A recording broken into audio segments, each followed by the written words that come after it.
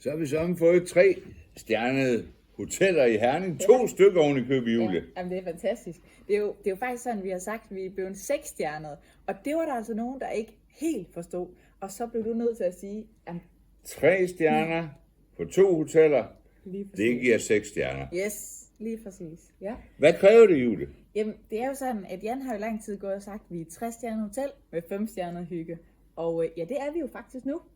Og det er vi blevet, og det er den måde, det foregår på. Det er, at man bliver klassificeret, og det var en mand fra Horesta, der kom ud og gennemgik så 270 punkter på begge hoteller. Så det er altså ikke noget, som man bare lige har gjort hen over natten. Altså, du blev lidt træt i den proces. Nej, ikke træt, men dengang vi kom til det der med, at man skulle have sytråd. Men jeg kan jo godt se, at hvis du nu sprækker dine bukser, når du er her til et weekendophold på Dolphin, så er det jo fint, at du kan gå ud i receptionen og så få sysæt, og så lige få det lappet igen. Yes. Og hvis det er sådan med hårtørre, det er der nu på alle værelser. Og der er jeg ligesom specialisten, så man skal bare komme.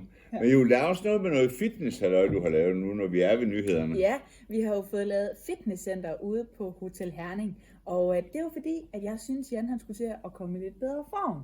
Så tænkte jeg, nu laver jeg det fineste fitnesscenter, og så må ikke jeg kan få ham med derude. Det er faktisk lidt hårdt at være medhjælpende far, fordi den anden dag i avisen, der skrev de, at jeg var gammel, og det synes jeg jo ikke, det er helt rigtigt.